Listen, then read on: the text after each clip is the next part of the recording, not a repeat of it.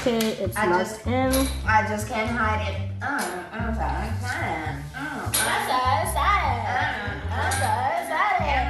So excited. So excited. I stand. Everybody has their own. Yes, fine, you're 18. So like, you know, everyone is that, you know, That's fine. it's fine. It's your choice, it's your mouth. Nobody put a pistol in their head and says drink. Drink? Nope. Nobody. So it's fine. Camera action!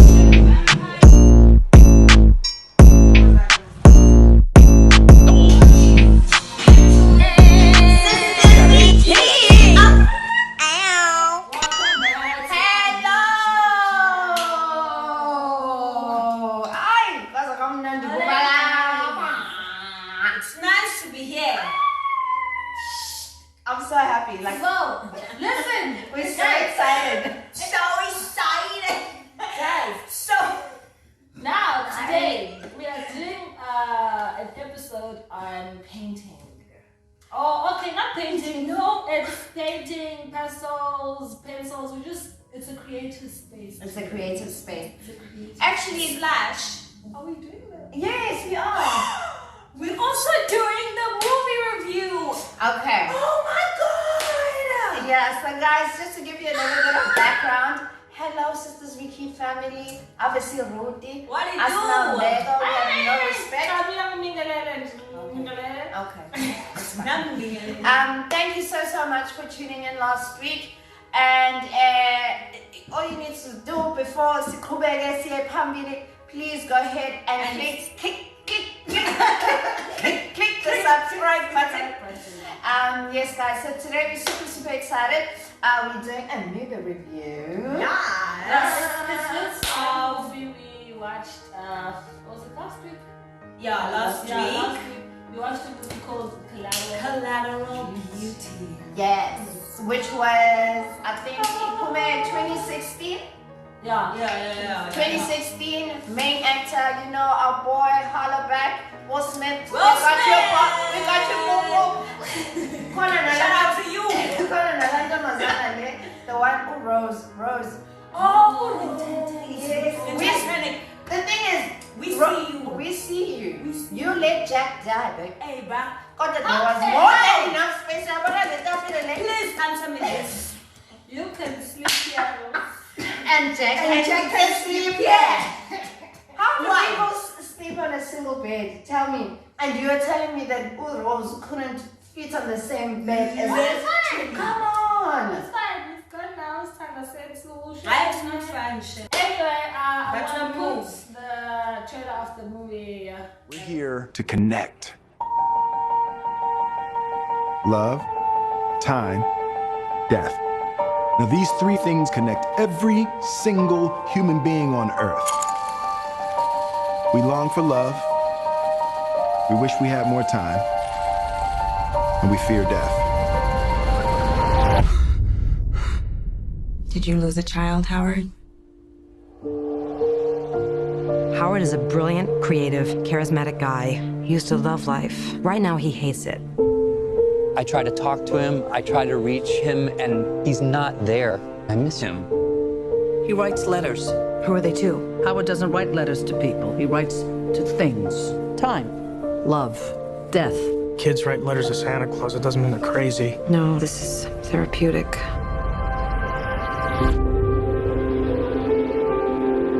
Who did you write the letter to? I wrote the letter to death. Nice to meet you. They're charmed, I'm sure. Nope. People write letters to the universe all the time. Most don't get a personal response, but you are. I don't want this. I'm time. I'm a gift, and you're wasting it.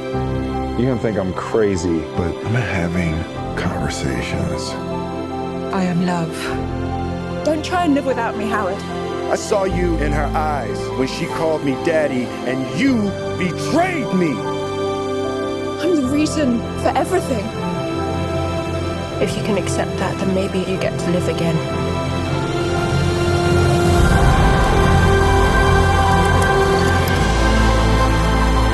is reaching out to the cosmos for answers. There's so much more at stake here than you even understand.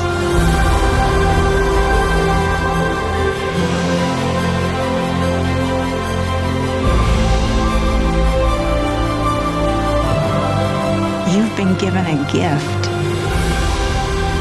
This profound connection to everything. Just look for it. I promise you, it's there. The collateral beauty. Just on that, guys, so we decided to do something a little bit different today. What we have, if you've watched the movie, you'll understand what it is that we're talking about. If not, go ahead and go and watch it and watch the trailer. There are three main themes out of the movie. The theme of love, death, as well as Oh, no, like death and love. No, it's okay. She's used to what's the chorus? Yes, it's calling. So It's death, love, and time. And so, Tina, we're gonna be, personally, I'm gonna be exploring the concept of time and what that means to me in my own personal life. And I will be, I took love. So I'll be doing exactly the same thing, but then using love and, portraying what I think about it and all that. and I'm gonna be doing death. Oh, damn. And I actually did some research, on what our names are and what it links to us and society and the movie. So, guys, I think the interesting thing is that we decided to do the canvases because we want to actually be able to show you guys at the end of it all, everything that we're speaking about shall be on these. We'll paint like a representation of what our word means to us. Exactly. Yes. We bought like different type of things. We have pencils, we've got glues, we got brushes, we got paints, we got pastels, and wine.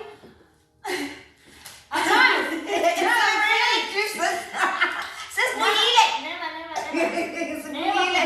Number one thing. Oh my God. A bag. If you want to watch the movie, it's fine to watch this channel. We won't expose too much, so we're not gonna be those party people. But you should watch this channel if you really want to know what the movie's about before watching it. Yeah, but also from our perspective as well. Yeah.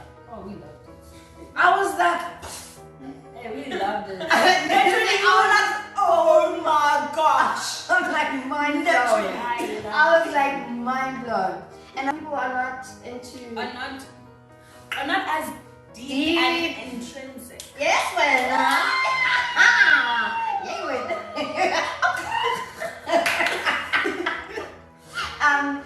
And Tina, obviously we like to look at things a lot deeper. We like to look, yes, and we don't just go beneath the surface. You know what I'm saying? And I think we also might need a tissue. Baby, please grab us a bag of tissues just in case, because it's no whiny. I'm so excited. Okay, guys. I'll start you guys off now. I think the one thing that like resonated with me, to be honest with you, is the idea ukuthi we are all connected by these three concepts, or by these three themes, which is love, time, and death. And also, just on top of that, we all deal with some sort of trauma or some sort of indonje that makes us feel defeated. And so I was just like, wow, the way that they portrayed and the way that they painted that picture for me was like absolutely incredible. And it was so amazing. And when Will Smith, okay, one but I'll tell it. It's my cake. Will Smith, the way that he portrayed that character. Yeah, thank you. the character was so insane for me because, firstly, just like what he was going through is like, some other person is gonna be like, whatever, you're going through whatever, it's fine. You must be able to get over it now. Yeah, and like just man up and move on. And we are so different. Yeah. We are absolutely different.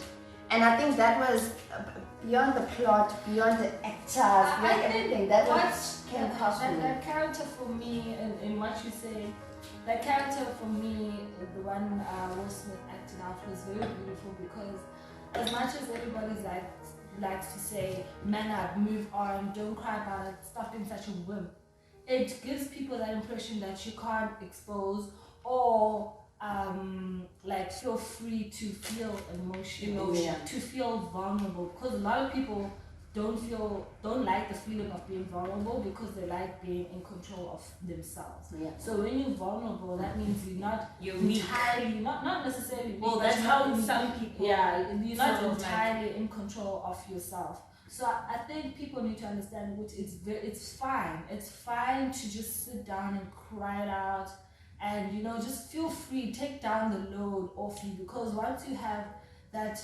always closing yourself from feeling or exposing your emotions, it's kind of like bottling up everything, And in the movie, you remember that when he actually started exposing his feelings, a pencil. Not any pencil for me is fine. A light one. Yeah, exactly. Because I don't draw. That one's very dark. Anyway, with him, always just keep quiet, and the mother keeps asking, Uti, what is your daughter's name? He never had the will to actually say the daughter's name because he's always learned to bottle up his emotions. You know what I mean? Yeah. So I think that's also one element that the movie also tells people, is to have the ability to expose yourself and your emotions. Yeah. What I think I liked from the character Will Smith was playing was the fact that as much as he had so many problems going on in his life, the issues that he was facing didn't mean that now he must start, let's say, remember who he is by doing the cycling all the time, doing something so that he can't just stay in his house and not go to work because now he's feeling sad every day, or he can't do let's say an activity or something.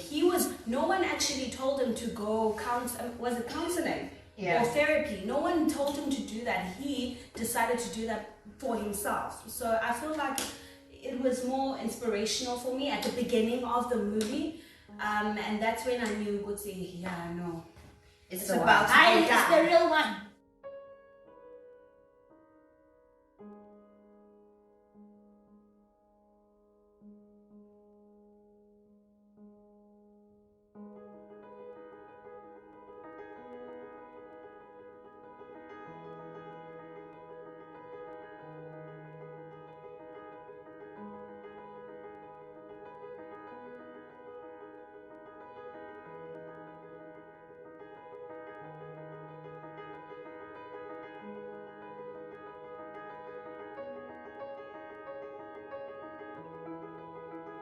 But what?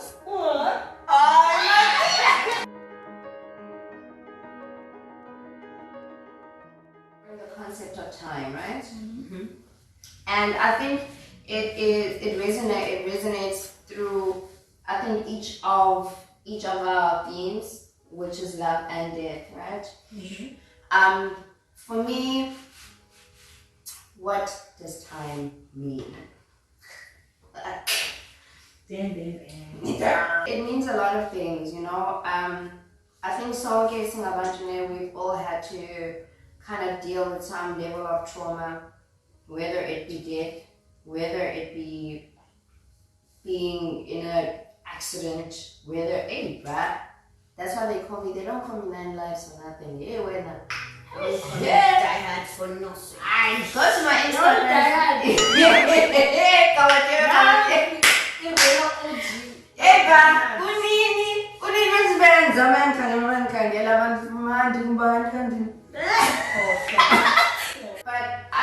me, time simply means we're all going through a level of let's just say a transition.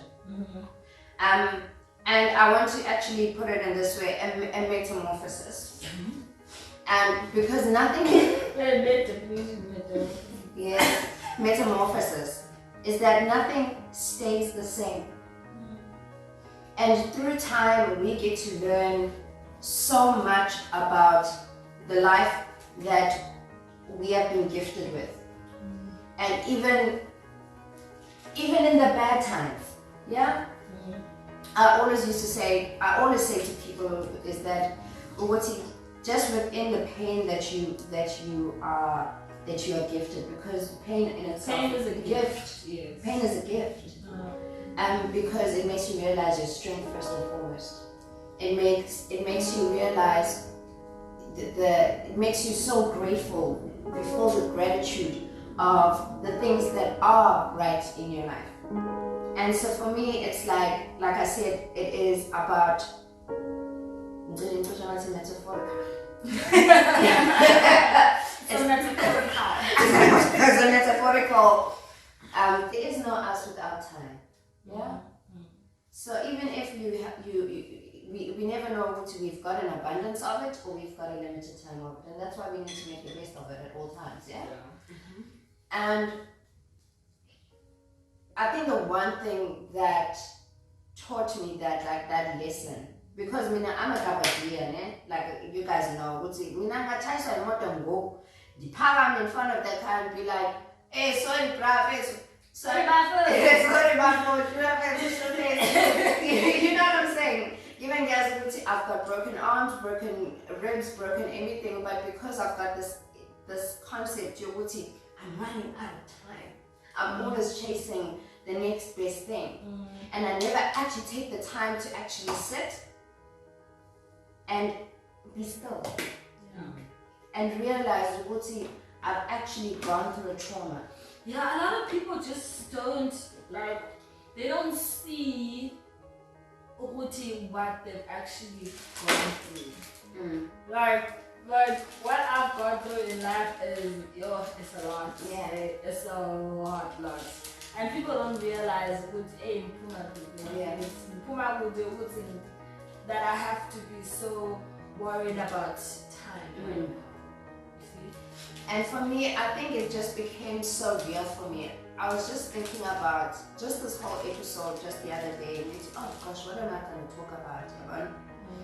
And coming from a broken home, first and foremost, like obviously my mom divorced my dad. My dad is an alcoholic, abusive household. But my mom was able to make a decision at a very, when I was still very young, this is not the right place for my children to grow up. But even when she left there, she had to go through what I call her metamorphosis, where she needed to go through the depression, where she needed to feel everything that had happened throughout her marriage, everything that had happened throughout her childhood. Not necessarily what happened through her that, but she also had to realize that she's letting go of the love of her life. Yes, exactly. As much as there was a lot of ups and downs, losing someone like your love of your life by choice is not easy. It's not an easy decision. And for that, I always say this to her, and I like give a speech. Is that I want to thank her for being able to make that decision, for choosing me. It was a big decision, but just off of that, obviously she went through a depression. She was a young mom. There was 4 of us. I was the youngest of 4 kids, and for the first time, I needed to sit with myself and realize. About last year, I needed to sit with myself and realize and be like, oh damn. Oh God. So that is what my mother went through. Yeah. So, because now I found myself in the very same space or place that she was in at that time. So there was a whole lot of healing and a whole lot of Awakening. Exactly, awakening. And also just being able to say, Mom, I realized when I was young, you were not emotionally available to me. Yeah. But now I understand. And you know what? You don't need my forgiveness. I would rather have a conversation where I say, Mom, can you forgive me for not understanding? You understand? Yeah. And that is just based off of the fact, guys, last year, I was,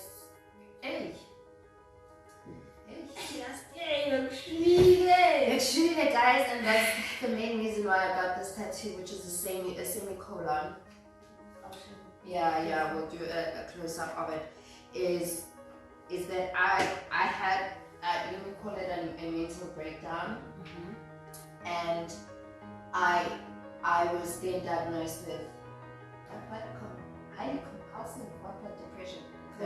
It's just depression. It's not just depression, but I was actually hospitalized for it, and just that experience by itself. Because even till this day, I'm still on antidepressants.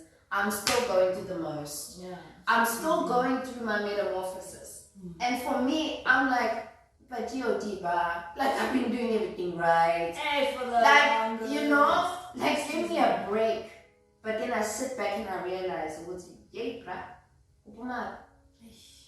and when you look back, it's like, hey man, it's been a lot. And you need to kind of just simmer down and realize and come from a place of gratitude and just be like, I thank you for the moment of just being able to love my son, of being able to love my family, of being able to make a difference in somebody else's life. That is what my time is about. My time is about trying to find a bigger purpose than myself. And that is what connects us all. That is the domino effect. Is that is what connects us all. Is that, you know what I'm saying? Because let's be honest, through my pain and through that realization, somebody might not be in a position to receive the blessing that was instilled in me, that I meant to pass on to somebody else. Do you understand what I'm saying? So, yeah, I'm still on antidepressants. Oh no, not today. Sorry. I'm still on a very mild antidepressants. There's so many things that have happened where I've attempted hijacking. I've lost the love of my life. The love of my life, basically, which I was with for half my life. And losing kind of like that family.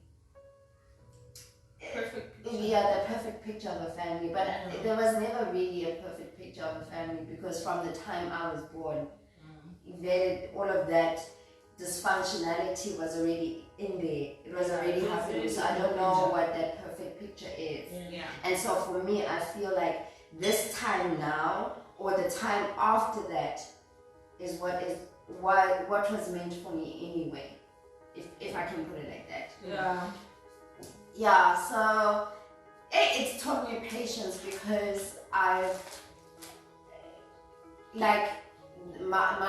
yes, I want to say the mental illness that I have had to go through has taught me so much patience, and patience with myself, because a lot of the time, like I said, I'm a get up and go kind of person, but when I'm feeling that anxiety, when I'm literally, this is how it feels like, guys, let me explain it to you guys, right?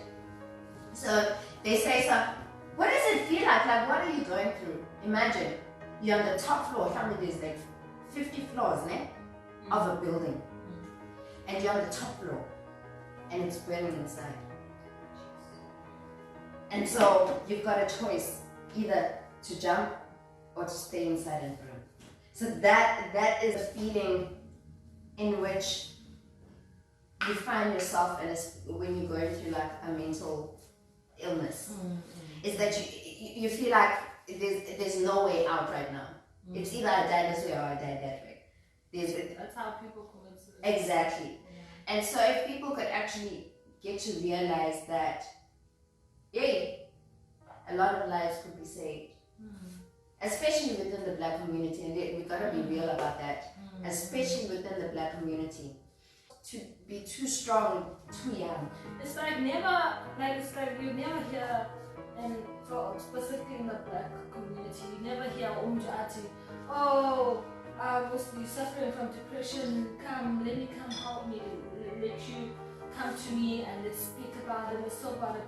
A lot of people in the Black community are always like, oh, no depression, I'm not strong. She was like, just put it through and just bottle it up and just put it away. That's what most people are taught to do. Yeah, and they're not realizing that's it. And what I learned before, that's exactly what we've been doing.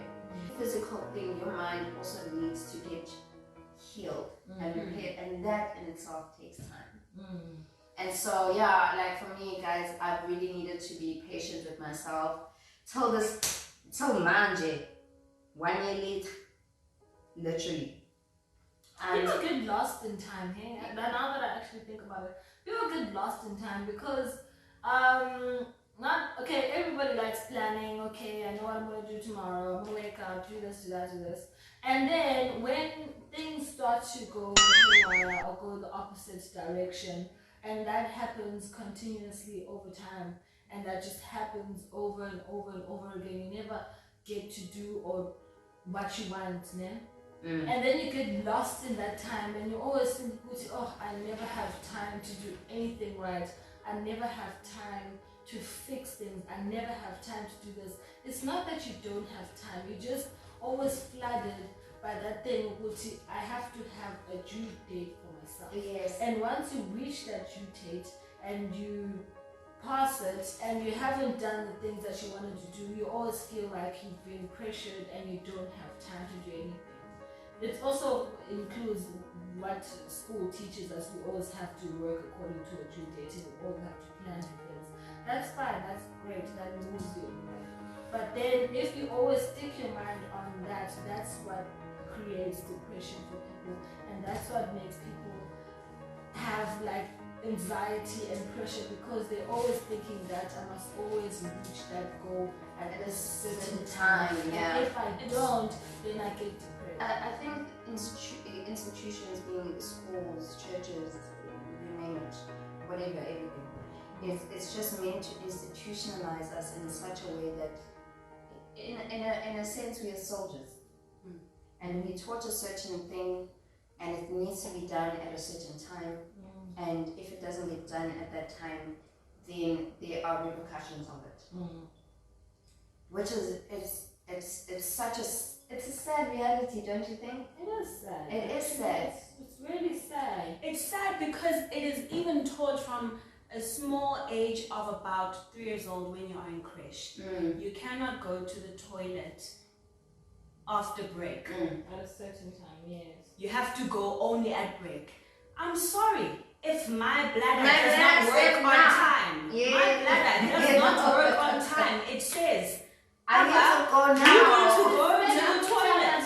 And then, like she says, the repercussions, and then now you are being shouted at, scolded at, and all these things, and now you don't even know how to speak for yourself, or you don't even know how to explain to your teacher, I'm sorry ma'am, I didn't feel like peeing at that moment, and now I want to go. And then it's just so much pressure, and it's so sad, to be honest. We start from that age, can you imagine? And just that principle, and then we work it up, and so like see, it sends really much. But just to kind of finish off, my idea of time is that I guess it's also just posing the question. And the one thing that ties all of us is that we all do performing arts, and that's where existentialism comes in.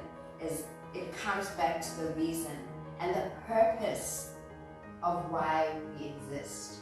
why do we exist? Why are we living? Because endlessly. That's why I love that no, the movie Waiting for Godot. Oh, the play. The play, yes. Waiting for Godot, yeah. Yes, because waiting for God. I mean, do you know how I used to actually? I used to think it's basically saying waiting for God knows what. It actually is that. That's the Waiting for exact God knows meaning. what. Exact meaning. Exactly. That's Yeah. Godot was. It's a Latin word, but Samuel, was it Samuel Beckett who was that playwright? I'm not sure, but that playwright, that existentialist playwright, actually named it because waiting for God knows what.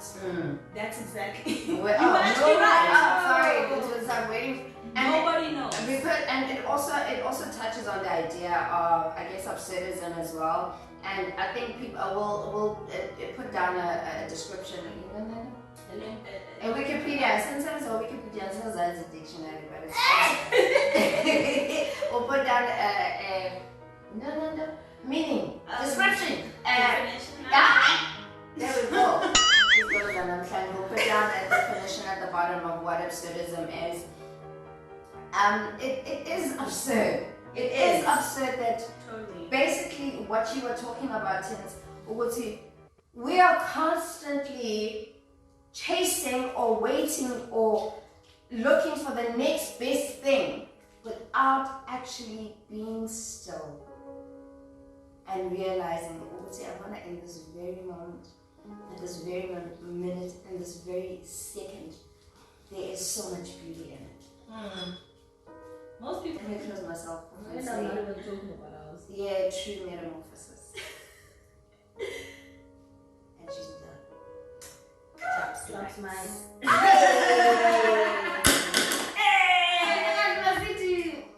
To the universe.